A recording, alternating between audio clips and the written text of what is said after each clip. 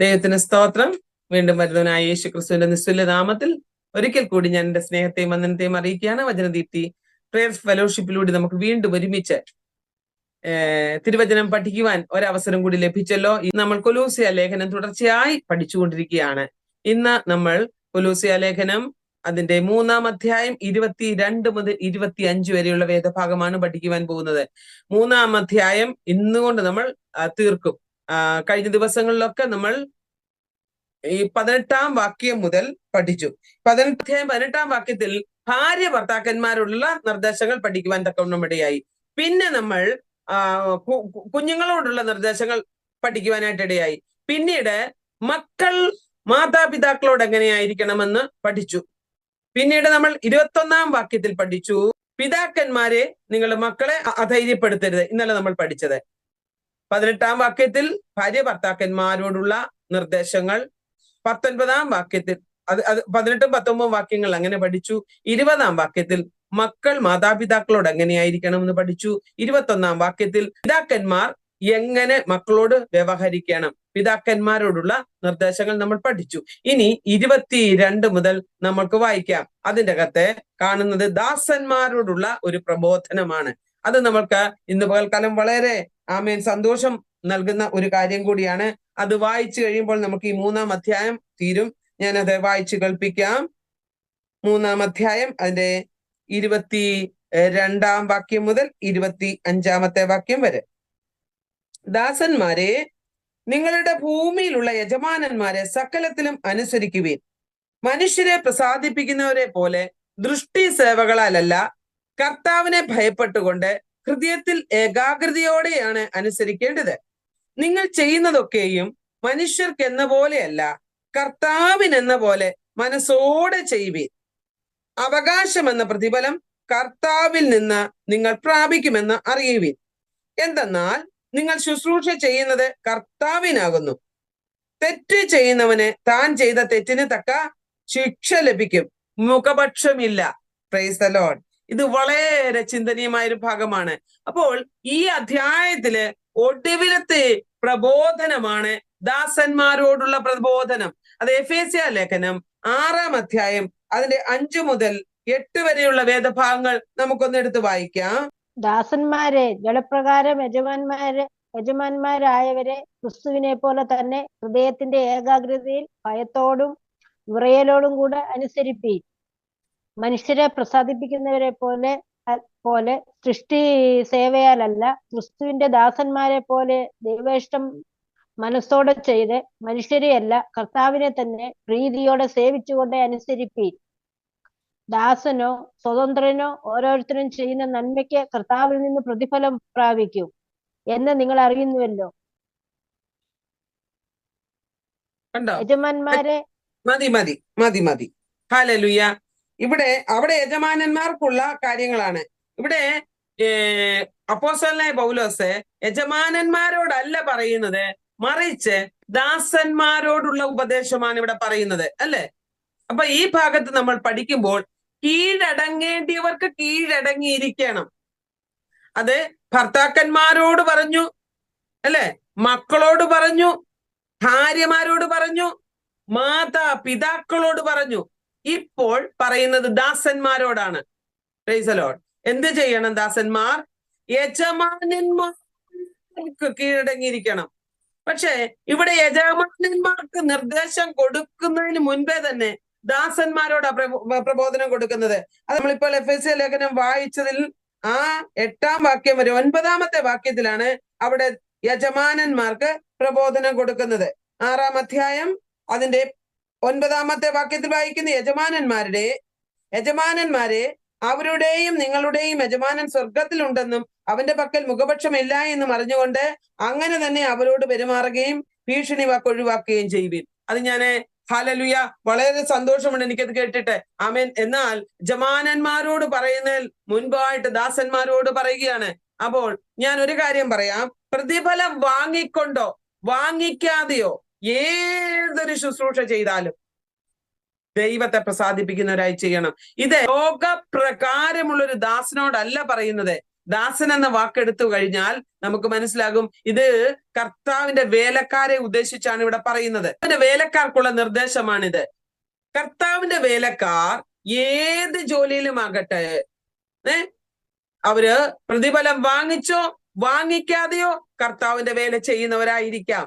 പ്രിയപ്പെട്ടവരെ, എങ്ങനെ ചെയ്താലും തങ്ങളുടെ യജമാനന്മാരെ, യജമാനൻ എന്ന് വെച്ചാൽ കർത്താവിനെ പ്രസാദിപ്പിക്കുന്ന വേല ചെയ്യുവാൻ കർത്താവിനെ പ്രസാദിപ്പിക്കുന്നവരാകണം. പ്രതിഫലം നോക്കിക്കൊണ്ടല്ല, പ്രതിഫലം വാങ്ങിയാലും ഇല്ല എങ്കിലും തങ്ങളുടെ യജമാനനെ പ്രസാദിപ്പിക്കുന്ന വേല ചെയ്യുവാൻ നാം ഉത്സാഹത്തിൽ മടുപ്പില്ലാത്തവരായി തീരുവാൻ ഇടയാകണമെന്നാണ് ദൈവത്തിന്റെ ആത്മാവ് ഈ അപ്പോസ്തലനായ പൗലോസിൽ കൂടി നമ്മോട് പ്രബോധിപ്പിക്കുന്നത്.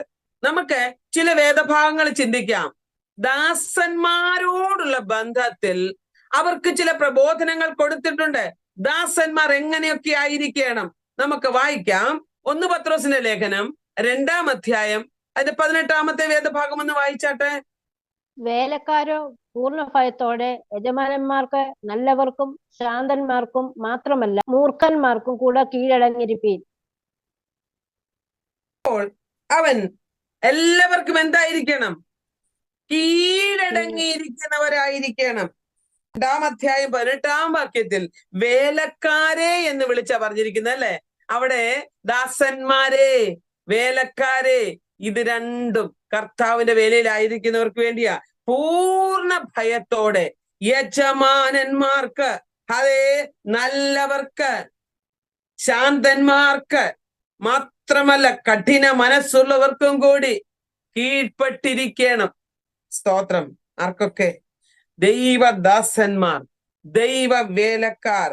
നല്ലവന്മാർക്ക് വേണ്ടി മാത്രമല്ല ദൈവാത്മാവ് നമ്മളെ പ്രബോധിപ്പിക്കുന്നത് യജമാനനായ കർത്താവിന് വേണ്ടി എന്ന വണ്ണം.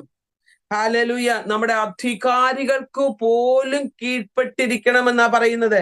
ഹല്ലേലൂയ. മനസ്സിലായോ വേലക്കാർ എന്തൊക്കെ ചെയ്യണമെന്നുള്ളത്? അതുകൊണ്ട് ഇന്ന് പകൽക്കാലം നാം ദൈവത്തിന് ചെയ്യുന്നത് പോലെ ചില കാര്യങ്ങൾ ചെയ്യുവാൻ നാം പ്രാപ്തരാകണം. അതുപോലെ തന്നെ രണ്ടാമതായിട്ട് ഈ വേലക്കാർ ചെയ്യേണ്ടത് എന്താണ്? നമുക്കൊരു വേദഭാഗം കൂടി വായിക്കാം. 1 തിമോത്തിയോസിന്റെ ലേഖനം 6-ാം അധ്യായം 1 മുതൽ 3 വരെയുള്ള വേദഭാഗം ഒന്ന് വായിച്ചാട്ടെ. 1 തിമോത്തിയോസ് 6-1 മുതൽ 3 വരെ. മുഖത്തിൻ കീഴിൽ ദാസന്മാരായിരിക്കുന്നവർ ഒക്കെയും ദൈവനാമ ഉപദേശവും ദുഷിക്കപ്പെടാതിരിപ്പാൻ തങ്ങളുടെ യജമാന്മാരെ സകല മാനത്തിന് യോഗ്യന്മാർ എന്ന് എണ്ണേണ്ടതാകുന്നു. ദാസന്മാർ അവരെ നുഖത്തിന്റെ കീഴിൽ കെട്ടി വച്ചിരിക്കുന്ന പോലുള്ള ഒരു അവസ്ഥയാ അല്ലെ? പണ്ട് കാളവണ്ടിയിൽ കെട്ടുന്ന കാളകൾ നുഖത്തിന്റെ കീഴിലാ. നിലമുഴാൻ പോകുന്ന ആമേൻ ആ മൃഗങ്ങൾ അത് നുഖത്തിന്റെ കീഴിലാ. എന്താന്നറിയാമോ? ഒരിക്കലും ഹല്ലേലൂയ അത് യജമാനന്റെ വാക്കിന് ഇഷ്ടക്കേടിന് പോകുവാൻ ഇടവരരുത്. ദൈവദാസന്മാർ, ദൈവ വേലക്കാർ എങ്ങനെയായിരിക്കണം? നുഖത്തിന്റെ കീഴിലുള്ളവരായിരിക്കണം. കർത്താവാണ് നമ്മളുടേതായ യജമാനൻ. യേശു കർത്താവിനെ അനുസരിക്കുന്നവരായി അവന്റെ ദാസന്മാരായി ഇരിക്കുന്നവരൊക്കെയും എന്ത് ചെയ്യണം? ദൈവനാമവും ഉപദേശവും ദുഷിക്കപ്പെടാതിരിക്കുവാൻ തങ്ങളുടെ യജമാനന്മാരെ സർവ ബഹുമതിക്കും യോഗ്യരെന്ന് പരിഗണിക്കണം. ഹല്ലേലൂയ. 2-ാം വാക്യത്തിൽ പറയുന്നു, വിശ്വാസികളായ യജമാനന്മാരുള്ളവർ അവർ സഹോദരന്മാരാണല്ലോ എന്ന ന്യായത്തിൽ അവരോട് ബഹുമാനക്കുറവ് കാണിക്കരുത്. അതെന്താ അങ്ങനെ പറഞ്ഞിരിക്കുന്നത്? ജോലി ചെയ്യുന്നവൻ തന്റെ യജമാനനെ മാനിക്കണം. എന്നാൽ അന്നേക്കാലത്ത് നമ്മൾ ഫിലേമോന്റെ ലേഖനം പഠിച്ചിട്ടുണ്ട്. അതിൻ്റെ അകത്ത് ആമേൻ രക്ഷിക്കപ്പെട്ടു വരുന്നവർ യജമാനനായാലും അടിമയായാലും അവർ സഹോദരന്മാരാണ്. പിന്നെ അടിമ യജമാനനുള്ള ബന്ധത്തിലല്ല. യഹൂദനിൽ നിന്ന് രക്ഷിക്കപ്പെട്ട ഒരുവനും പുറജാതിയിൽ നിന്ന് രക്ഷിക്കപ്പെട്ട ഒരുവനും യേശു ക്രിസ്തുവിൽ വിശ്വാസത്താൽ വന്നുവെങ്കിൽ അവർ പിന്നെ ജാതിയനുമല്ല യഹൂദനുമല്ല, മറിച്ച് ക്രിസ്ത്യാനിയാണ്.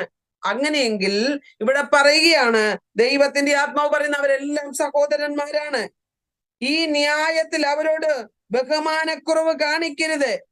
തങ്ങളെ കൊണ്ടുള്ള ഉപകാരം അനുഭവിക്കുന്നവർ വിശ്വാസികളും പ്രിയരുമാകുന്നത് കൊണ്ട് അവരെ കൂടുതൽ സേവിക്കുകയാണ് വേണ്ടത്.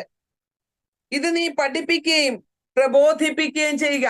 ഇത് ഇടയന്മാരെ പഠിപ്പിക്കേണ്ടതിനാണ്. ഇടയ ലേഖനമാണ് തിമോത്തിയോസിന്റെ ലേഖനം, 1-2 ലേഖനം.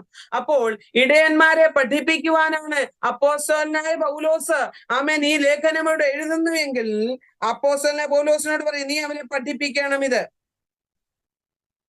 ഇതിൽ വ്യത്യസ്തമായി പഠിപ്പിക്കുകയും നമ്മുടെ കർത്താവായ യേശുക്രിസ്തുവിന്റെ സത്യവചനവും ദൈവഭക്തിക്കനുസരണമായ ഉപദേശവും അംഗീകരിക്കാത്തവൻ, ചിലത് അംഗീകരിക്കാത്തവരുണ്ട്, ഉപദേശങ്ങളെ അംഗീകരിക്കാത്തവരുണ്ട്. ഞാൻ പറയും, ചില സമുദായങ്ങളുടെ പഠിപ്പിക്കൽ എന്താണെന്നറിയാമോ? ഇതാണ് സത്യം. അവര് വേദപുസ്തകത്തിലെ കാര്യങ്ങളല്ല പഠിപ്പിക്കുന്നത്. സഭാ സമ്പ്രദായങ്ങൾ പഠിപ്പിച്ചിട്ട് പറയുന്നത് എന്താണ്? ഇതാണ് സത്യം. ഇത് ഈ സഭയിലല്ലാത്തവരെല്ലാം പറയുന്നത് വേണ്ടാത്ത പഠിപ്പീരുകാര്, ദുരുപദേശക്കാരെന്നാണ് പറയുന്നത്.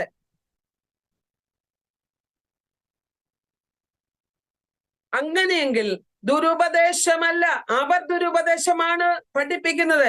സത്യവചനത്തെ പഥ്യമായി പഠിക്കാത്തവരെല്ലാം ദുരുപദേശമാണ് പഠിച്ചു വെക്കുന്നത്. അതുകൊണ്ട് ഇവിടെ അപ്പോസ്തലനായ പൗലോസ് പറയുകയാണ്, ദൈവഭക്തിക്കനുസരണമായ ഉപദേശം അത് അംഗീകരിക്കാത്തവരുണ്ട്. ദൈവത്തിന്റെ മുൻപിൽ ഭക്തിയോടെ ജീവിക്കണം. വിരുദ്ധമായ വൃഥാലാപങ്ങൾ ഒഴിഞ്ഞു നിൽക്കണമെന്ന് അപ്പോസ്തലൻ വ്യക്തമായി പഠിപ്പിക്കുന്നുണ്ട്. അതുകൊണ്ട് ഭക്തിവിരുദ്ധമായ പഠിപ്പീരുകളുള്ള ഇതിൽ പോകരുത്. കഴിഞ്ഞ ദിവസം ഒരു ദൈവദാസൻ സാക്ഷ്യത്തിന് വന്നിട്ട് പറഞ്ഞു, അദ്ദേഹം ഒരു കാത്തലിക് ബാക്ക്ഗ്രൗണ്ടിലായിരുന്നു. ആ സഭക്കാർ അതാണ് സത്യമെന്ന് പഠിപ്പിച്ചു, അതിനുവേണ്ടി അവർ നിന്നു. എന്നാൽ ആമേൻ വചനം പഠിക്കുവാൻ അദ്ദേഹം കടന്നു വന്നപ്പോൾ അതാണ് സത്യമെന്ന് പറഞ്ഞ് മനസ്സിലാക്കി അതിലേക്ക് വന്നു. എന്നാൽ അതിൽ ഉറച്ചിരുന്നില്ല, അഭിഷേകം പ്രാപിച്ചവനല്ലായിരുന്നു. അപ്പോഴാണ് യഹോവ സാക്ഷിക്കാർ വന്ന് തന്നോട് സംസാരിച്ചത്. അവിടെ ചെന്ന് അത് പഠിച്ചപ്പോൾ താനോർത്ത് ആദ്യം ഇതാകുന്നുവെന്ന്. പിന്നീട് അദ്ദേഹത്തിന് മനസ്സിലായി ഇത് സത്യമല്ല. പിന്നീട് താൻ ആ വിശ്വാസത്തിലേക്ക് വചനം പഠിക്കുവാനായി കടന്നു വന്നപ്പോൾ വിശ്വാസ വചനത്തിൽ ഉറച്ചിട്ടത് അദ്ദേഹത്തിന് മനസ്സിലായി. അഭിഷേകം പ്രാപിച്ചപ്പോൾ ദൈവത്തിന്റെ ആത്മാവ് തന്നോട് സംസാരിച്ചു, സത്യവചനം ഇതാണ്, ഇതിൽ നിൽക്കണമെന്ന് അദ്ദേഹത്തിന് മനസ്സിലായി. ഇന്ന് അദ്ദേഹം ഒരു സുവിശേഷ വേലക്കാരനാണ്.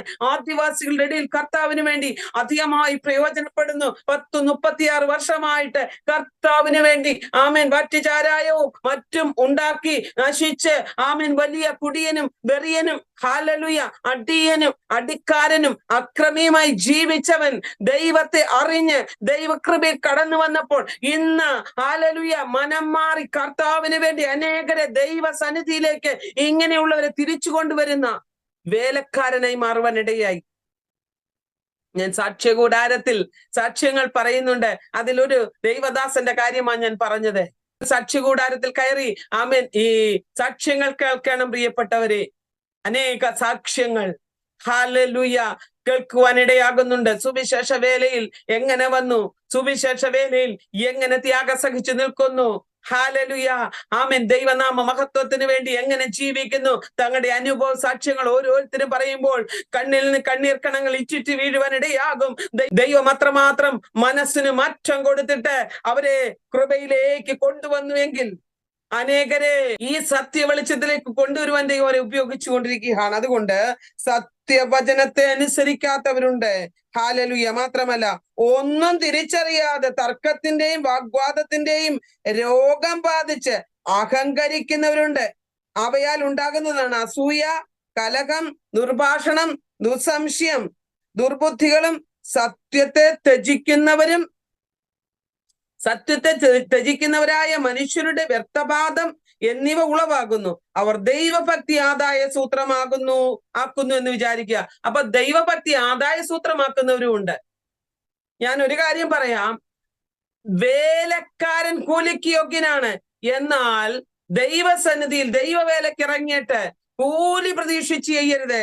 എന്ത് ചെയ്താലും ദൈവത്തിന്റെ നാമത്തിന് മഹത്വത്തിന് വേണ്ടി ഹല്ലേലൂയ നമ്മൾ പ്രതിഫലം നോക്കാതെ ദൈവത്തിന്റെ വേലയ്ക്ക് ഇറങ്ങണം. ഞാൻ പറയട്ടെ, നമ്മുടെ ദൈവത്തിന്റെ ഭണ്ഡാരത്തിൽ ഒന്നിനും കുറവില്ല. അതിന് സാക്ഷിയാണ് ഞാന്. ഹല്ലേലൂയ. ഒരു കണക്കും പറയാതെ ഞങ്ങൾ സുവിശേഷ വേലയിൽ നിന്നു ഇന്ന് വരെ നിൽക്കുന്നു. ദൈവം അതിനുള്ള പ്രതിഫലം ഇന്നും തന്നുകൊണ്ടിരിക്കുന്നു. പ്രിയപ്പെട്ടവരെ, ഞാൻ പറയട്ടെ, കണക്ക് പറഞ്ഞ് ഹല്ലേലൂയ ആമേൻ നാം ഒരിക്കലും ആരോടും വാങ്ങിക്കരുത്. ചിലര് പ്രസംഗിക്കാൻ വിളിക്കുമ്പോ ചോദിക്കും, എത്ര പേരുണ്ട് ഇതിന്റെ അകത്ത് അറ്റൻഡ് ചെയ്യുവാൻ, എത്ര രൂപ തരും? ചിലര് റേറ്റ് പറഞ്ഞ് സുവിശേഷത്തിന് പോകുന്നവരുണ്ട്. ഞാൻ പറയട്ടെ, ഇതൊക്കെ തെറ്റാണ്. അവർ ഹല്ലേലൂയ ആമേൻ അവർ വയറിനെ സേവിക്കുന്നവരാണ്. എന്നെ ചീത്ത പറയരുത് ഇത് കേട്ടിട്ട്. ഹല്ലേലൂയ ഹല്ലേലൂയ ഇതൊക്കെ വിളിച്ചു പറയുന്നെന്നും പറഞ്ഞുകൊണ്ട് അതിനുള്ള കമന്റ്സ് ഇടരുത്. ദൈവമക്കളെ, ഞാൻ എന്റെ ആത്മാർത്ഥതയിൽ നിന്ന് പറയുകയാണ്. ആമേൻ നാം ആത്മാർത്ഥതയോടെ കർത്താവിന് വേണ്ടി നിന്നിട്ടുണ്ടെങ്കിൽ നിന്നെയും നിന്റെ തലമുറയെയും ദൈവം മാനിക്കും. ആമേൻ. ദൈവവചനം പറയുന്ന എന്തെന്നറിയാമോ? ബാലസിംഹങ്ങൾ ഇടകിട്ടാതെ വിശന്നിരിക്കുമ്പോൾ യഹോവയെ അന്വേഷിക്കുന്നവർക്ക് ഒരു നന്മയ്ക്കും കുറവില്ലെന്ന. ആമേൻ. ദൈവത്തെ സത്യമായി വിളിച്ചപേക്ഷിക്കുന്നവർക്ക് ദൈവം ഒരു കുറവും വരുത്തത്തില്ല. നമ്മുടെ ജീവിതത്തിൽ ഉണ്ണാനും ഉറങ്ങാനും കിടക്കാനും ധരിക്കാനും ഒക്കെ വേണ്ടത് കർത്താവ് തരും. അനുനിമിഷം ദൈവം തരുന്ന നന്മകളെ ഓർക്കണം. നോക്കിക്കേ, ആശുപത്രിയിൽ പോയി ഒരു ശ്വാസം മുട്ടി കിടക്കുമ്പോൾ, ശ്വാസം മുട്ടലുള്ളവർ ആശുപത്രിയിൽ പോയിട്ട് ഓക്സിജൻ കുറയുമ്പോൾ ഓക്സിജൻ സിലിണ്ടർ ഇട്ട് വലിപ്പിച്ചിട്ട് എത്ര രൂപയാ കൊടുക്കുന്നത്? ചിന്തിച്ചിട്ടുണ്ടോ? കർത്താവ് നമുക്ക് ഫ്രീ ആയിട്ട് എന്തുമാത്രം ഓക്സിജനാ തരുന്നത്? ജനിച്ച നാള് മുതൽ എത്ര വയസ്സുണ്ടോ? 50 വയസ്സുണ്ടോ? 40 വയസ്സുണ്ടോ? 75 വയസ്സുണ്ടോ? 80 വയസ്സുണ്ടോ? 90 വയസ്സുണ്ടോ? എത്രയും ആകട്ടെ, ഇത്രയും നാൾ ഫ്രീ ആയിട്ട് ഓക്സിജൻ ശ്വസിച്ചില്ലേ? എത്ര രൂപ ദൈവത്തിന് കൊടുക്കണം? ദൈവത്തോട് നാം കടപ്പാടുള്ളവരായി മാറണം. ഹല്ലേലൂയ. പ്രതിഫലം നോക്കാതെ കർത്താവിന് വേണ്ടി നാം വേല ചെയ്താൽ ദൈവം നമ്മളെ മാനിക്കും. ഇത് ലോകപ്രകാരമുള്ള ദാസന്മാരോടല്ല, കർത്താവിന്റെ വേലക്കാരായ ദാസന്മാരോടാണ്. ആമേൻ. കർത്താവിന്റെ വേലക്കാരായ ദാസിമാരോടാണ് ഇത് പറയുന്നത്. Price the Lord. അതുകൊണ്ട് ഇന്ന് പകൽക്കാലം പറയുന്നു, ഹല്ലേലൂയ, ദൈവമക്കളെ അല്ല എങ്കിൽ നമ്മുടെ ഇടയിൽ കലഹവും വഴക്കും ഒക്കെ ഉണ്ടാകും. Price the Lord. നമുക്കിനി ഒരു വാക്യം കൂടെ വായിക്കാം. 1 കൊരിന്ത്യ ലേഖനം 7-ാം അധ്യായം അതിന്റെ 21-ാം വാക്യം കൂടെ ഒന്ന് വായിച്ചേ. നീ ദാസനായി വിളിക്കപ്പെട്ടുവോ? വ്യസനിക്കരുത്, സ്വതന്ത്രൻ ആകുവാൻ കഴിയുമെങ്കിലും അതിൽ തന്നെ ഇരുന്നു കൊള്ളുക. ദാസനായിട്ടാണ് വിളിക്കപ്പെട്ടത്, സ്വതന്ത്രനാൻ ആഗ്രഹിക്കേണ്ടെന്ന്. ആമേൻ. സ്വതന്ത്രനായി വിളിക്കപ്പെട്ടവൻ ക്രിസ്തുവിന്റെ ദാസനായിരുന്നു. ആരുടെ ദാസൻ? പിശാചിന്റെ അടിമയായിരുന്നു. പിശാചിന്റെ ദാസനായിരുന്നു. നമ്മളെ യേശു ക്രിസ്തുവിന്റെ രക്തത്താൽ അവൻ സ്വതന്ത്രരാക്കി. പിശാചിന്റെ അടിമ ദുഃഖത്തിൽ നിന്ന് നമ്മളെ അവൻ സാക്ഷാൽ സ്വതന്ത്രരാക്കി. ഇനി ആ സ്വാതന്ത്ര്യ അവസ്ഥയിൽ നിന്ന് നാം അടിമ ദുഃഖത്തിൽ കുടുങ്ങാതിരിപ്പാൻ സൂക്ഷിക്കണം. ലോകത്തിന്റെ മോഹത്തിൽപ്പെട്ട്, ലോകത്തിന്റെ പാപങ്ങളിൽപ്പെട്ട്, മദ്യപാനവും വെറിക്കൂത്തും ഈ ലോകത്തിന്റെ മോഹങ്ങളും നമ്മെ കടാക്ഷിക്കുമ്പോൾ, അത് നമ്മെ മാടി വിളിക്കുമ്പോൾ, പിന്നെയും അത് കുടുങ്ങിപ്പോയാൽ എന്താ സംഭവിക്കുന്നത്? വീണ്ടും ലോകത്തിന്റെ അഥവാ പിശാചിന്റെ ദാസന്മാരായി തീരുക. ദൈവം ബോധോദയം തന്നു, നമ്മളെ ഈ ദൈവസന്നിധിയിലേക്ക് ആക്കിയെങ്കിൽ, ഇനി വീണ്ടും സ്വാതന്ത്ര്യം നൽകിയെങ്കിൽ സ്വാതന്ത്ര്യം വിട്ടിനി പോകുവാൻ ഇടയാകരുത്. അതാണ് ഇവിടെ അപ്പോസ്തലൻ പറഞ്ഞിരിക്കുന്നത്. അതിന്റെ 23-ാം വാക്യത്തിലൂടെ എന്താണ് പറഞ്ഞിരിക്കുന്നത്? നിങ്ങളെ വിലയ്ക്ക് വാങ്ങിയിരിക്കുന്നു, മനുഷ്യർക്ക് ദാസന്മാരാകരുത്. കർത്താവ് തന്റെ രക്തം തന്നെ നമ്മെ വിലയ്ക്ക് വാങ്ങിയതാ. അതുകൊണ്ട് ഇനി മനുഷ്യർക്കോ പിശാചിനോ ലോകത്തിനോ ഒന്നും നാം ദാസരല്ല. നാം ഇനി കർത്താവിന്റെ ദാസരാണ്. നാം ഏതവസ്ഥയിലായിരുന്നാലും കർത്താവിന്റെ നാമത്തിന്റെ മഹത്വത്തിനായിട്ട് നാം പ്രയോജനപ്പെടുന്നവരായി മാറണം. ഇതാണ് കർത്താവ് നമ്മളെ കൊണ്ട് ആഗ്രഹിക്കുന്നത്. നമ്മൾ ഏതവസ്ഥയിലായിരുന്നാലും നമ്മുടെ ആത്മീയ സ്വഭാവം വിട്ട് നാം പോകരുത്. എഫേസ്യ ലേഖനം 6-ാം അധ്യായം അതിന്റെ 6-ഉം 7-ഉം വാക്യം കൂടെ ഒന്ന് വായിച്ചാട്ടെ. മനുഷ്യരെ പ്രസാദിപ്പിക്കുന്നവരെ പോലെ ദൃഷ്ടി സേവയാൽ അല്ല, ക്രിസ്തുവിന്റെ ദാസന്മാരെ പോലെ ദൈവ ഇഷ്ടം മനസ്സോടെ ചെയ്തും മനുഷ്യരെയല്ല കർത്താവിനെ തന്നെ പ്രീതിയോടെ സേവിച്ചും കൊണ്ട് അനുസരിപ്പിൻ. മനുഷ്യരെ പ്രസാദിപ്പിക്കുന്നവരെ പോലെയല്ല, ദൃഷ്ടി സേവകളാൽ. എന്താണ് ദൃഷ്ടി സേവ എന്ന് പറഞ്ഞു കഴിഞ്ഞാൽ? പൊത്തുവരുത്തം ജോലി, പൊത്തുവരുത്ത പരിപാടിയല്ല ക്രിസ്തീയ ജീവിതം. ചിലരുണ്ട്, ഞാൻ പറയും, ഈ പറമ്പിലൊക്കെ കിളയ്ക്കാൻ വിളിക്കും. അവരിങ്ങനെ വയ്യാത്തവരായിരിക്കും. കൊത്തിയും കളിച്ചും അത് അങ്ങോട്ട് മാറ്റി ഇങ്ങോട്ട് മാറ്റി അവരെങ്ങനെങ്കിലും വൈകിട്ട് എത്തിക്കും, കൂലിയും വാങ്ങിച്ചുകൊണ്ട് പോകും. യജമാനൻ വന്ന് നോക്കുമ്പോ അധികം പണിയൊന്നും ചെയ്തിട്ടില്ല. അത് പൊത്തുവരുത്ത പണിയാ, ഒപ്പീര് പണി എന്ന് പറയും. അത് ലോകപ്രകാരം യജമാനന്മാരുടെ അടുക്കൽ. എന്നാൽ ദൈവത്തിന്റെ മുൻപിൽ, അഗ്നിജ്വാലക്കൊത്ത കണ്ണുള്ളവന്റെ മുൻപിൽ രഹസ്യത്തിൽ നാം ഒപ്പീര് പരിപാടി പോയാൽ ദൈവം പിടിക്കും. അതുകൊണ്ട് ദൈവാത്മാവ് പറയുക, ദൃഷ്ടി സേവകളാലല്ല എന്ന് വെച്ചാൽ മനുഷ്യർക്ക് വിളങ്ങേണ്ടതിന്. മനുഷ്യർ കാണുക ഞാൻ വലിയ പരസ്യയോഗം നടത്തുന്നു, ഞാൻ വലിയ സ്റ്റേജ് പ്രസംഗം നടത്തുന്നു, ഞാൻ വലിയ സൂം മീറ്റിംഗ് നടത്തുന്നു, ഞാൻ വലിയ കൺവെൻഷൻ പ്രസംഗിക്കുന്നു, ഞാൻ വലിയ ബൈബിൾ ക്ലാസ് പഠിപ്പിക്കുന്നു. ഞാൻ എന്നെ കൂടെ കൂട്ടിയാ പറയുന്നത് കേട്ടോ. ഹല്ലേലൂയ. ഞാൻ എന്നെ ഒട്ടും മാറ്റി നിർത്തിയല്ല പറയുന്നത്. ദൃഷ്ടി സേവകളാലല്ല, ക്രിസ്തുവിന്റെ ദാസന്മാരെ പോലെ ഹൃദയപൂർവം ദൈവ ഇഷ്ടം പ്രവർത്തിക്കണം. അപ്പം ചിലര് കളിപ്പീര് പരിപാടിയുണ്ട്, അങ്ങനെയല്ല. ദൈവദാസന്മാർ, ദൈവത്തിന് കീഴ്പ്പെട്ടിരിക്കുന്നവർ, അവർ സത്യസന്ധരായി കർത്തൃവേലയിലായിരിക്കും. അപ്പോൾ സത്യസന്ധരായി കർത്താവിന്റെ വേലയിലായിരിക്കണമെന്നാണ് അപ്പോസ്തലനായ പൗലോസ് ഇവിടെ നമ്മളെ ബുദ്ധി ഉപദേശിക്കുന്നത്, പ്രിയപ്പെട്ടവരെ. അപ്പോൾ എന്തെങ്കിലും ചെയ്താൽ മനസ്സോടെ ചെയ്യണം, ആരുടെ നിർബന്ധത്താലല്ല. ഞാൻ പറയട്ടെ, ഈ സൂം മീറ്റിംഗ് നടത്തുന്നു, നിർബന്ധത്താലാണോ? നിങ്ങൾ ഇവിടെ പ്രെയർ ലൈനിൽ കയറുന്നു, നിർബന്ധത്താലാണോ? ഈ യൂട്യൂബിലൂടെ ഇത് പലരും കാണുന്നു, നിർബന്ധത്താലാണോ? വചനം പഠിക്കണം, പ്രാർത്ഥിക്കണം, ഇതൊരു ശുശ്രൂഷയാണ്, ദൈവനാമ മഹത്വത്തിനായിട്ട് എന്റെ ജീവിതം ചിലവഴിക്കണം എന്ന് ആഗ്രഹിക്കുന്നവരാണ് ഇതൊക്കെ ചെയ്യുന്നത്. അങ്ങനെയെങ്കിൽ ദൈവാത്മാവ് പറയുകയാണ്, മനുഷ്യർക്ക് എന്നല്ല, മനുഷ്യർക്ക് വിളങ്ങേണ്ടതിനുമല്ല, ദൈവത്തിനു വേണ്ടി മനസ്സോടെ ദൈവം നമ്മളെ ഓരോരുത്തരെയും ഓരോരോ കാര്യങ്ങൾ ഫലമേൽപ്പിച്ചിട്ടുണ്ട്. ഈ കാര്യങ്ങളൊക്കെയും ദൈവനാമത്തിന്റെ മഹത്വത്തിന് വേണ്ടി നാം ചെയ്യുന്നവരായി മാറണം. നിയമത്തിൽ നമ്മൾ പഠിച്ചു കഴിഞ്ഞാൽ ദാസന്മാരെ കുറിച്ച് അവിടെ പറയുന്നത്, ദാസത്വത്തെ അവിടെ പ്രോത്സാഹിപ്പിക്കുന്നില്ല. അവിടെ നമ്മൾ ഫിലേമോന്റെ ലേഖനം പഠിക്കുമ്പോൾ ദാസന്മാരായിട്ടല്ല, ഫിലേമോന്റെ ലേഖനത്തിൽ ഫിലേമോനും ഒനേസിമോസും ദാസനും യജമാനനും തമ്മിൽ എന്നുള്ള ആ വകഭാഗം ആ വകഭേദം അവിടെ കാണുവാനായിട്ട് കഴിയുന്നുണ്ട്. എന്നാൽ അവിടെ ഒനേസിമോസ് രക്ഷിക്കപ്പെട്ടതിന് ശേഷം ആമേൻ ഫിലേമോനോട് അപ്പോസ്തലനായ പൗലോസ് പറയുന്നുണ്ട്, അല്ലയോ ഫിലേമോനെ, ഇവൻ ഇനി നിന്റെ ദാസനായിട്ടല്ല വരുന്നത്, മറിച്ച് ഇവൻ നിന്റെ സഹോദരനായിട്ടാണ് മടങ്ങി വരുന്നത്. ഞാൻ ഇവനെ റോമിൽ നിന്ന് നിന്റെ അടുക്കലേക്ക് അയക്കുന്നത് ആമേൻ നിന്റെ ദാസനായിട്ടല്ല, മറിച്ച് ഇവൻ രക്ഷിക്കപ്പെട്ടവനാണ്, ഇവൻ നിന്റെ സഹോദരനായിട്ടാണ് ഇനി അവിടെ കടന്നു വരുന്നത്.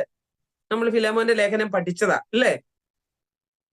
അതുകൊണ്ട് പുതിയ നിയമത്തിൽ ഇങ്ങനെ ദാസൻ യജമാനനെ കുറിച്ച് പ്രോത്സാഹനം പറയുന്നില്ല. ദൈവനാമത്തെ ആക്ഷേപിക്കുന്ന കാര്യങ്ങൾ ഒന്നും ചെയ്യുവാൻ ഇടയാകരുതേ. ദൈവാത്മാവിനെ വ്രണപ്പെടുത്തുന്ന കാര്യങ്ങൾ, ആത്മീയ കാര്യങ്ങൾ, ഹല്ലേലൂയ, വേണ്ടാത്ത കാര്യങ്ങളോട് കൂട്ടിയിളക്കി നാം ചെയ്യുവാൻ ഇടയാകരുതേ. ഒരു ദാസൻ എന്താ ചെയ്യേണ്ടത്? സേവനത്തിൽ അവനെ ഏൽപ്പിക്കപ്പെട്ട ജോലിയിൽ അവൻ വിശ്വസ്തനായിരിക്കണം. അവൻ അഥവാ അവൾ ഏൽപ്പിക്കപ്പെട്ട വേലയിൽ വിശ്വസ്തരായിരിക്കണം. അതാണ് അത്യാവശ്യം. വിശ്വസ്തത. ഹല്ലേലൂയ. മനുഷ്യപുത്രന്മാരിൽ നിന്ന് കുറഞ്ഞുകൊണ്ടിരിക്കുന്ന, ദൈവമക്കളിൽ പോലും കുറഞ്ഞുകൊണ്ടിരിക്കുന്ന ഒരു കാര്യമാണ്. അവിശ്വസ്തരാകാതെ വിശ്വസ്തരാകണം. കർത്താവിനോടുള്ള ഭയവും ഹൃദയത്തിൽ ഏകാഗ്രതയും കൂടി ഹല്ലേലൂയ ആമേൻ ഉണ്ടായിരിക്കണം. ദൈവത്തോട് വിശ്വസ്തത, ദൈവത്തെ ഭയം, ഏകാഗ്രത ഒരു ദൈവിക വേലക്കാരന് അഥവാ ഹല്ലേലൂയ പൂർണ്ണമായി ദൈവത്തിന് വേണ്ടി വേർതിരിക്കപ്പെട്ട ഒരു ദൈവദാസന് അഥവാ ദൈവദാസിക്ക് ഉണ്ടായിരിക്കേണ്ടത് അത്യാവശ്യമാണ്. പ്രിയപ്പെട്ടവരെ, വിശ്വസ്തരായ ദൈവദാസി ദാസന്മാർക്ക് സ്വർഗത്തിൽ പ്രതിഫലമുണ്ട്. എന്നാൽ അവിശ്വസ്തത കാണിക്കുന്നവർക്ക് അവർക്കുമുണ്ട് പ്രതിഫലം. അതെവിടെയായിരിക്കും? നിത്യ നരകത്തിലായിരിക്കും. അതുകൊണ്ട് ഇന്ന് പകൽക്കാലം ദൈവ സാന്നിധ്യം അനുഭവിച്ചുകൊണ്ട് വിശ്വസ്തരായിരിക്കാൻ, ഹല്ലേലൂയ, ആമേൻ, അത്യന്തം പരിശ്രമിക്കുക. അതിന് വിശുദ്ധിക്ക് വില കൊടുത്തുകൊണ്ട് വിശുദ്ധരായി നിന്നുകൊണ്ട്, ആമേൻ, വിശ്വസ്തതയുള്ളവരായി ദൈവിക സേവനത്തിൽ, ഹല്ലേലൂയ, പ്രേക്ഷിത പ്രവർത്തനങ്ങൾ ചെയ്യുമ്പോഴും, ഹല്ലേലൂയ, നാം വിശ്വസ്തരായിരിക്കണം. മാത്രമല്ല, ഇന്ന് പകൽക്കാലം അന്യായം ചെയ്യുന്നവന് ശിക്ഷയും ന്യായം ചെയ്യുന്നവന് പ്രതിഫലവും കൊടുക്കുന്ന ഒരു ദൈവമുണ്ട്. ഹല്ലേലൂയ. നമുക്ക് വെളിപ്പാട് പുസ്തകത്തിലേക്ക് ഒന്ന് കടന്നു പോകാം. വെളിപ്പാട് പുസ്തകം 6-ാം അധ്യായം അതിന്റെ 15-ാമത്തെ വാക്യത്തിൽ യോഹന്നാൻ എന്താണ് പറയുന്നത്?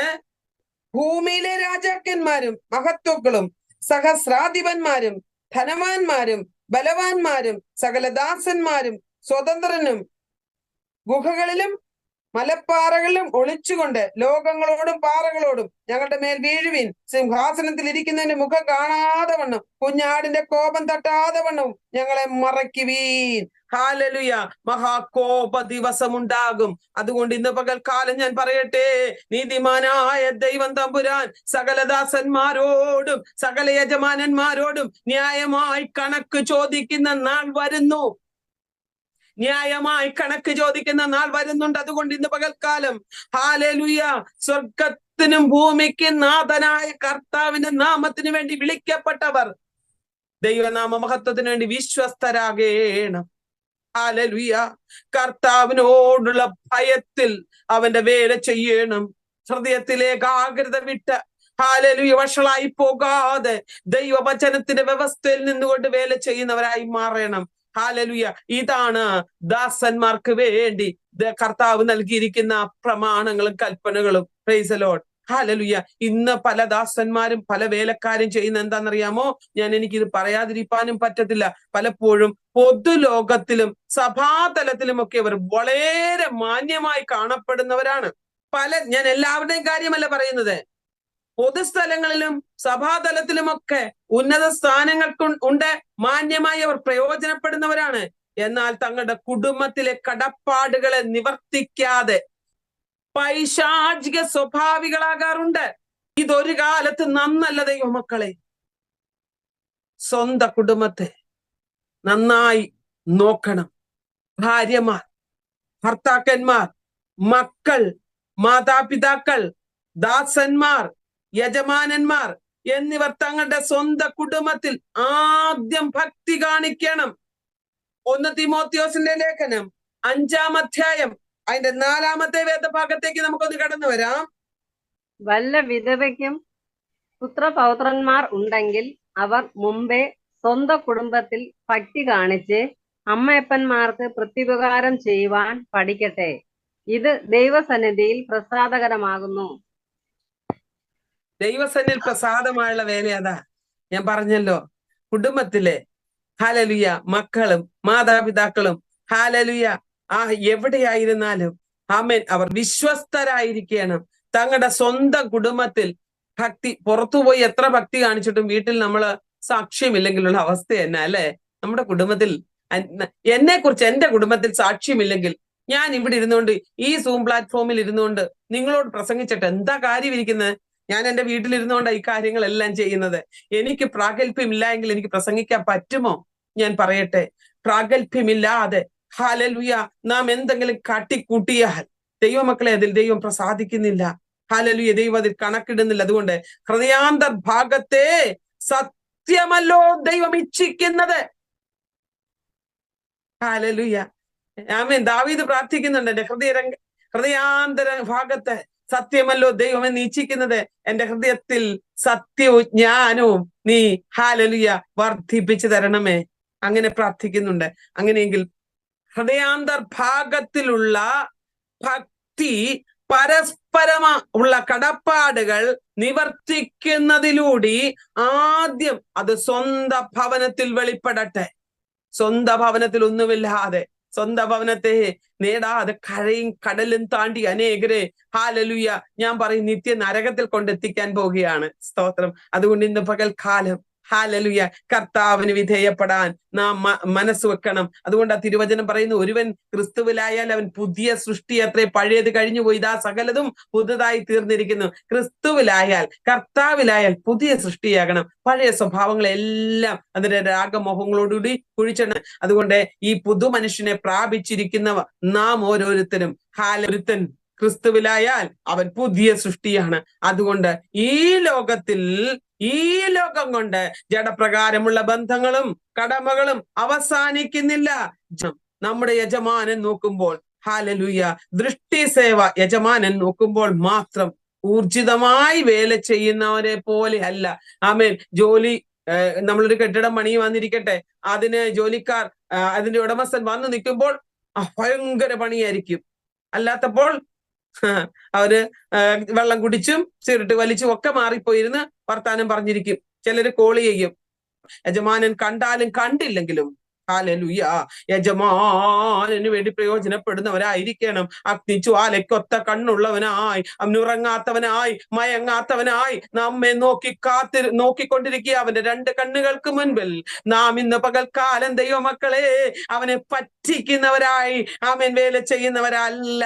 ആമേൻ. മറിച്ച് അവന്റെ ഇഷ്ടം തികച്ച് അവന്റെ വേല ചെയ്യുന്നവരായി തീരുവാൻ അവന്റെ കണ്ണിന്റെ മുൻപിൽ ഹല്ലേലൂയ നല്ല ദാസനെ ദൈവഹിത പ്രകാരം വിളിക്കപ്പെട്ടവനെ ആമേൻ ആമേൻ അകത്ത് വരുവീൻ, അനുഗ്രഹിക്കപ്പെട്ടവനെ അകത്ത് വരുവീൻ എന്നുള്ള ആമേൻ വിളിക്ക് യോഗ്യരായി തീരുവാൻ ഇടയാകണം. നമുക്ക് പെട്ടെന്ന് കൊലോസ്യ ലേഖനത്തിലേക്ക് മടങ്ങി വരാം. ഹല്ലേലൂയ. കൊലോസ്യ ലേഖനം 3-ാം അധ്യായത്തിൽ നമ്മള് ആ വാക്യം പറഞ്ഞ് അങ്ങനെ നിന്നുപോയി. ഹല്ലേലൂയ. നമുക്കതിന്റെ 23-ാമത്തെ വേദഭാഗത്തിലേക്ക് കടന്നു വരാം. Price the Lord. ഞാൻ പെട്ടെന്ന് അവസാനിപ്പിക്കാൻ വായിച്ച് കൊലോസ്യ ലേഖനം നമ്മൾ 3-ാം അധ്യായം അതിന്റെ 22 മുതലാണല്ലോ വായിച്ചത്. ആ 3-ാം അധ്യായം അതിന്റെ 22-ാമത്തെ വാക്യത്തിൽ 23 നിങ്ങൾ ചെയ്യുന്നതൊക്കെയും മനുഷ്യർക്ക് ഒന്നല്ല, കർത്താവിന് എന്ന പോലെ മനസ്സോടെ ചെയ്യുവിൻ. കണ്ടോ? നമ്മൾ ചെയ്യുന്നതെല്ലാം എന്ത് ചെയ്യണം? മനസ്സോടെ ചെയ്യണം. ഇനി അങ്ങനെ ചെയ്താൽ 24-ാം വാക്യത്തിൽ അവകാശം എന്ന പ്രതിഫലം കർത്താവിൽ നിന്ന് നിങ്ങൾ പ്രാപിക്കും. അവകാശം എന്ന പ്രതിഫലം കർത്താവിൽ നിന്ന് നിങ്ങൾ പ്രാപിക്കുമെന്ന് അറിയുവിൻ. എന്തെന്നാൽ നിങ്ങൾ ശുശ്രൂഷ ചെയ്യുന്നത് കർത്താവിനാകുന്നു. Price the Lord. അപ്പോൾ ഒരടിമയ്ക്ക് അവകാശം എന്ന് പറയുവാൻ ഈ ലോകത്തിൽ ഒന്നുമില്ല. യജമാനനാണ് അവന്റെ എല്ലാം. അതുകൊണ്ട് നമുക്കൊന്നുമില്ല. യാതൊരു സ്വത്തിനും ഒരു അടിമ യോഗ്യനല്ല. അവന്റെ മേൽ യാതൊരു അവകാശവുമില്ല. ഒരു സ്വത്തിന്റെയും ഉടമയല്ല ഹല്ലേലൂയ അടിമ. എന്നാൽ രക്ഷിക്കപ്പെട്ടതോടുകൂടി ക്ഷയം, മാലിന്യം, വാട്ടം എന്നിവയില്ലാത്ത ഹല്ലേലൂയ സ്വർഗീയ നിക്ഷേപങ്ങൾക്ക് അവൻ അവകാശിയായി തീർന്നിരിക്കുകയാണ്. Praise the Lord. നമ്മൾ ഒരു കാലത്ത് പിശാചിന്റെ അടിമയായിരുന്നു. ക്രിസ്തുവിൽ സ്വാതന്ത്ര്യം പ്രാപിച്ചതുകൊണ്ട് നമുക്ക് ക്ഷയം, മാലിന്യം, വാട്ടം എന്നിവയില്ലാത്ത സ്വർഗസ്ഥ പിതാവിന്റെ അടുക്കൽ നമുക്കവൻ രാജ്യമൊരുക്കിയിരിക്കുക. നമ്മുടെ നിക്ഷേപം പ്രിയപ്പെട്ടവരെ അവിടെയാണ്. അന്യായം ചെയ്യുന്നവൻ അന്യായം പ്രാപിക്കുമ്പോൾ, അന്യായം ചെയ്യുന്നവൻ താൻ ചെയ്ത അന്യായത്തിന് ഒത്തത് പ്രാപിക്കും, മുഖപക്ഷമില്ല. കണ്ടോ? ഇപ്പൊ എന്റെ ബൈബിളിൽ തെറ്റ് ചെയ്യുന്നവന് അതന്നെ അന്യായം ചെയ്യുന്നവന്, തെറ്റ് ചെയ്യുന്നവന് ഹല്ലേലൂയ യജമാനന്മാര് ഹല്ലേലൂയ അവർക്ക് തക്കതായ ആമേൻ പ്രതിഫലം കൊടുത്തോളും. ഈ തെറ്റ് ചെയ്യുന്നവർക്ക് ഒരു മുന്നറിയിപ്പാണ് ഇവിടെ. ഹല്ലേലൂയ നമുക്ക് തക്ക ഫലം കിട്ടും. തെറ്റ് ചെയ്താൽ നമ്മൾ പറയും ഉപ്പ് തിന്നാൽ വെള്ളം കുടിക്കും, അല്ലേ? അത് ശരിയായ കാര്യമല്ലേ? തെറ്റ് ചെയ്താൽ അതിനുള്ള തക്ക ശിക്ഷയുണ്ട്. ദൈവത്തിന് മുഖപക്ഷമില്ല. ഇത്രയും നാളും വേലയ്ക്ക് നിന്നിട്ട് ഇന്നലെയല്ലേ തെറ്റിപ്പോയത്? ഇത്രയും നാളും വേലയിലായിരുന്നല്ലോ. പ്രിയപ്പെട്ടവരെ, ദൈവത്തിന് മുഖപക്ഷമില്ല. ആമേൻ. അപ്പോസ്തല പ്രവർത്തികളിൽ പറയുന്ന ദൈവത്തിന് മുഖപക്ഷമില്ല. ഏത് ജാതിയിലും അവനെ ഭയപ്പെട്ട് നീതി പ്രവർത്തിക്കുന്നവനെ അവൻ അംഗീകരിക്കുന്നു. നീതി പ്രവർത്തിക്കുന്നവനെയാണ് കർത്താവ് അംഗീകരിക്കുന്നത്. അപ്പൊ ദൈവ മുഖപക്ഷമുള്ളവനല്ല. ലേവ്യ പുസ്തകം 19 അധ്യായം അതിന്റെ 5 വാക്യത്തിലും, അപ്പോസ്തല പ്രവൃത്തികൾ 10 അധ്യായം അതിന്റെ 34 വാക്യത്തിലും, യാക്കോബിന്റെ ലേഖനം 2 അധ്യായം 1 വാക്യത്തിലും ഒക്കെ ഈ വിധ കാര്യങ്ങൾ പറഞ്ഞിട്ടുണ്ട്. സമയത്തിന്റെ പരിമിതിയാൽ ഞാൻ ഇവിടെ അവസാനിപ്പിക്കട്ടെ. അതുകൊണ്ട് അടിമ സമ്പ്രദായത്തെ പുതിയ നിയമത്തിൽ ഒരിടത്തും നേരിട്ട് എതിർക്കുന്നതായിട്ട് നമുക്ക് കാണുവാൻ കഴിയുന്നില്ല. ഹല്ലേലൂയ. എന്നാൽ വേദപുസ്തകത്തിലെ ആശയം അടിമ സമ്പ്രദായത്തെ ഇല്ലാതാക്കുന്നു. ആ അപ്പോസ്തലനായ പൗലോസിന്റെ വാക്കുകൾ, ആ വാക്യം ഒന്ന് വായിച്ചാട്ടെ. ഫിലേമോന്റെ ലേഖനം 16 വാക്യം. അവൻ ഇനി ദാസനല്ല, ദാസന് മീതെ പ്രിയ സഹോദരൻ തന്നെ. അവൻ വിശേഷാൽ എനിക്ക് പ്രിയനെങ്കിൽ നിനക്ക് ജഡസംബന്ധമായും കർത്തൃസംബന്ധമായും എത്രയധികം. ദാസനല്ല, ജഡപ്രകാരം അവൻ ആരാണ്? സഹോദരനാണ്. അപ്പോസ്തലനായ പൗലോസ് ഫിലേമോന് ലേഖനം എഴുതുക. പ്രിയപ്പെട്ടവരെ, അതിന്റെ അകത്ത് നമ്മൾ വേദപുസ്തകം പഠിച്ചു കഴിഞ്ഞാൽ ദാസനെ, ആ ദാസത്വത്തെ ഇല്ലാതാക്കത്തക്ക നിലവാരത്തിലുള്ള കാര്യങ്ങളാണ് അവിടെ കാണുവാനായിട്ട് കഴിയുന്നത്. കൂതരിൽ നിന്നും ജാതിയരിൽ നിന്നും ഒക്കെ വിശ്വാസത്തിൽ വന്നവരൊക്കെ രക്ഷിക്കപ്പെട്ടവരാ. അതുകൊണ്ട് യജമാനനോടുള്ള അനുസരണത്തിലും ക്രിസ്തുവിനോടുള്ള സ്നേഹത്തിലുമായിരിക്കണം അവരുടെ ജീവിതം. എഫേസ്യ ലേഖനത്തിൽ പറയുന്നത് ഭയത്തോടും വിറയലോടും കൂടി കർത്താവിനെ അനുസരിപ്പീൻ എന്നാണ്. അങ്ങനെ കർത്താവിനെ അനുസരിക്കുന്നവരായി മാറണം. ഈ ഭയത്തോടും വിറയലോടും കൂടി കർത്താവിനെ അനുസരിപ്പീൻ, സേവിപ്പീൻ എന്നൊക്കെ പറയുന്നത് ഭീരുത്വം കൊണ്ടല്ല, നമ്മുടെ ഉത്തരവാദിത്ത ബോധം കൊണ്ടായിരിക്കണം, ദൈവത്തോടുള്ള സ്നേഹം കൊണ്ടായിരിക്കണം. തികഞ്ഞ സ്നേഹം ഭയത്തെ പുറത്താക്കുന്നത് അല്ല, വിറച്ചുകൊണ്ടെന്നല്ല ഉദ്ദേശിക്കുന്നത്, പേടിച്ചുകൊണ്ടെന്നല്ല ഉദ്ദേശിക്കുന്നത്. ഭയം എന്ന് വെച്ചാൽ ദൈവം ആരാണ്? സർവശക്തൻ, അഗ്നിജ്വാലക്കൊത്ത കണ്ണുള്ളവൻ, മാറത്ത് പൊൻകച്ച് കെട്ടിയവൻ, വെള്ളോട്ടിൻ സമമായ പാദങ്ങൾ ഉള്ളവൻ, 7 പൊൻനിലവിളക്കുകളുടെ നടുവിലൂടെ ഉലാവുന്നവൻ, 7 നക്ഷത്രങ്ങളെ പൊൻകരത്തിൽ പിടിച്ചവൻ, വെള്ളോട്ടിൻ സമമായ പാദങ്ങൾ ഉള്ളവൻ. എന്റെ കർത്താവിനെ കുറിച്ച് വിവരിച്ചാൽ പെരുവെള്ളത്തിന്റെ ഇരച്ചിൽ പോലെ അവന്റെ ശബ്ദം. ഹല്ലേലൂയ. ഇത്ര മാത്രം പ്രാധാന്യമുള്ള കർത്താവ്. ആ കർത്താവിനെ ഭയത്തോടെ ആയിരിക്കണം സേവിക്കേണ്ടത്. ഇത് ഭീരത്വത്താലല്ല അവനെ അനുസരിക്കേണ്ടത്, മറിച്ച് ഉത്തരവാദിത്തത്തോടെ. വീണ്ടെടുക്കപ്പെട്ടവൻ അവന്റെ രക്തം തന്നാണ് വീണ്ടെടുത്തത് എന്നുള്ള ഉത്തരവാദിത്തത്തോടുകൂടി കർത്താവിനെ നാം സേവിക്കുന്നവരായിട്ട് മാറണം. വേറൊരു വിധത്തിൽ പറഞ്ഞാൽ കർത്താവിനും യജമാനനും അനിഷ്ടമായ കാര്യങ്ങൾ ചെയ്യുന്നതിനാൽ അവൻ ഭയപ്പെടണം. ദൈവത്തിന് ഇഷ്ടമില്ലാത്ത കാര്യം, ലോകപ്രകാരം യജമാനന് ഇഷ്ടമില്ലാത്ത കാര്യം ചെയ്താൽ ഭയപ്പെടണം. അതുപോലെ തന്നെ ലോകപ്രകാരമല്ല. ആമേൻ. അങ്ങനെ ഒരു യജമാനനെ ഭയപ്പെടുന്നുവെങ്കിൽ തിരുവചനത്തിൽ ഇത്രമാത്രം അഗ്നിജ്വാലക്കൊത്ത കണ്ണുള്ളവൻ നമ്മെ നോക്കുമ്പോൾ എന്തെല്ലാം കാണും? ദഹിപ്പിക്കുന്ന അഗ്നിയ. കർത്താവ് നമുക്ക് ക്ഷമിക്കുന്നവനാണെങ്കിൽ പോലും അപ്പോൾ തന്നെ അവൻ ദഹിപ്പിക്കുന്ന അഗ്നിയും കൂടിയാണ്. അതുകൊണ്ട് അവനെ ഭയപ്പെടണം. ഹല്ലേലൂയ. മതപരവും മതേതരവുമായ ജോലി എന്നൊരു വിഭജനത്തിന്റെ ആവശ്യം നമുക്കില്ല. ജോലിക്ക് പ്രേരണ നൽകേണ്ടത് മാനുഷ്യ ബന്ധവുമല്ല, ദൈവിക ബന്ധമാണ്. നാം ഏൽപ്പിക്കപ്പെട്ടിരിക്കുന്ന സുവിശേഷ വേലകൾ നാം ചെയ്യേണ്ടത് ദൈവികമായുള്ള ബന്ധത്തിലാണ്. ആ നിലയിൽ നാം ആയിരിക്കാൻ കർത്താവ് നമ്മളെ അനുവദിക്കും. ആമേൻ. കർത്താവിന് ചെയ്യുന്ന വേല നാം മനസ്സോടെ ചെയ്യണം. കർത്താവിനെ അനുസരിക്കേണ്ടത്, അവനെ ഭയപ്പെടേണ്ടത് മനസ്സോടെ ഹല്ലേലൂയ ആയിരിക്കണം. അതുകൊണ്ട് പ്രിയപ്പെട്ടവരെ, ഈ ലോകത്തിലെ യജമാനന്മാർ ശരിയായ പ്രതിഫലം നൽകിയോ ഇല്ലയോ എന്നുള്ളതല്ല. ഹല്ലേലൂയ. അവർ പ്രശംസിച്ചു എന്ന് വരാം, ഇല്ല എന്നും വരാം. എന്നാൽ നമ്മുടെ സ്വർഗീയ യജമാനൻ എല്ലാറ്റിനും നമുക്ക് പ്രതിഫലം നൽകും. അങ്ങനെ ഹല്ലേലൂയ വിശ്വാസികളായ നമുക്ക് സ്വർഗസ്ഥനായ പിതാവിനോടും ഹല്ലേലൂയ നമ്മുടെ ദൈവമായ യജമാനനോടും ആത്മീയ ബന്ധത്തിന്റെ അടിസ്ഥാനത്തിൽ ഭൗതികമായ ജോലികൾ ചെയ്യുമ്പോഴും ഹല്ലേലൂയ നാം എന്ത് ചെയ്യണം? വിശ്വസ്തരായിരിക്കണം. 123 സങ്കീർത്തനം അതിന്റെ 2 വാക്യം വായിച്ച് നമ്മൾ അവസാനിപ്പിക്കാം. ദാസന്മാരുടെ കണ്ണ് യജമാനന്റെ കയ്യിലേക്കും ദാസിമാരുടെ കണ്ണ് യജമാനത്തിയുടെ കയ്യിലേക്കും എന്ന പോലെ ഞങ്ങളുടെ കണ്ണ് ഞങ്ങളുടെ ദൈവമായ യഹോവയെങ്കിലേക്ക് അവൻ ഞങ്ങളോട് കൃപ ചെയ്യുവോളം നോക്കിക്കൊണ്ടിരിക്കുന്നു.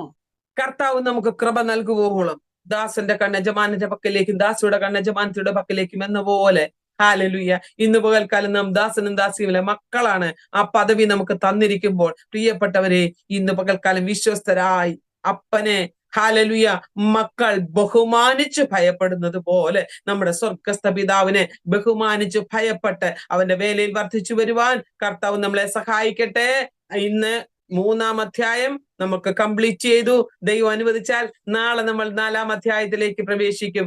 നാം എത്ര ദിവസങ്ങൾ കൊണ്ടാണ് ഈ വാക്യങ്ങൾ ഹല്ലേലൂയ പഠിച്ചു തീർത്തത് അല്ലെ പ്രിയപ്പെട്ടവരെ? ഇത്ര സാവകാശം വാക്യങ്ങൾ ഇനി ധാരാളം വായിപ്പാനുണ്ട്. സമയത്തിന്റെ പരിമിതി കൊണ്ടാ ഇത്രമാത്രം വിശദമായിട്ട് ഇത് പഠിക്കുന്നത്. നമ്മുടെ ആത്മീയ ജീവിതത്തിന് അനുഗ്രഹമായി മാറണം എന്ന് ഉദ്ദേശിച്ചു എന്റെ ദൈവം എനിക്ക് അതിന് ഉള്ള ആഗ്രഹവും താല്പര്യവും തരുന്നത് കൊണ്ടുമാണ്. അങ്ങനെയെങ്കിൽ പഠിക്കുവാൻ നിങ്ങൾക്കും താല്പര്യമുണ്ട്. ഇത് സശ്രദ്ധം ശ്രദ്ധിക്കുന്ന പ്രിയപ്പെട്ടവരെ, ഈ സൂം പ്ലാറ്റ്ഫോമിലും യൂട്യൂബിലൂടെയും ഫേസ്ബുക്കിലൂടെയും ഒക്കെ ഇത് ശ്രവിക്കുന്ന എന്റെ പ്രിയപ്പെട്ടവരെ, ദൈവത്തമ്പുരാൻ നമ്മെ അവന്റെ നല്ല വേലക്കാരായി വിളിച്ചിരിക്കുക, ദാസന്മാരായി വിളിച്ചിരിക്കുകയാണ്.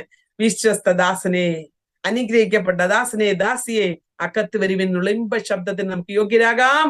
ഈ വചനങ്ങളാൽ ദൈവം നമ്മെ സഹായിക്കട്ടെ. നിങ്ങൾക്ക് ഈ തിരുവചനം അനുഗ്രഹമായി എങ്കിൽ നിങ്ങളുടെ പ്രിയപ്പെട്ടവരിലേക്ക് ഷെയർ ചെയ്തു കൊടുക്കുക.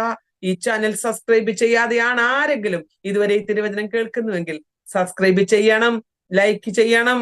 നിങ്ങൾ എനിക്ക് വളരെ സപ്പോർട്ട് തരണം. നിങ്ങളുടെ സപ്പോർട്ടാണ് ഇതുവരെയും തിരുവചനം പഠിപ്പിക്കുവാൻ പ്രചോദനം തന്നത്. നിങ്ങൾ പ്രോത്സാഹനമാണ് എന്നെയും ഇത്രത്തോളം കൊണ്ടെത്തിച്ചത്. അതുകൊണ്ട് ഇതുവരെയും ഈ ക്ലാസ് ശ്രദ്ധിച്ച എല്ലാവർക്കും നന്ദി അറിയിച്ചു ദൈവനാമത്തിൽ ഞാൻ താണിരിക്കുന്നു. ദൈവം എല്ലാവരെയും സഹായിക്കട്ടെ. മാറാനാഥാ. God bless you all.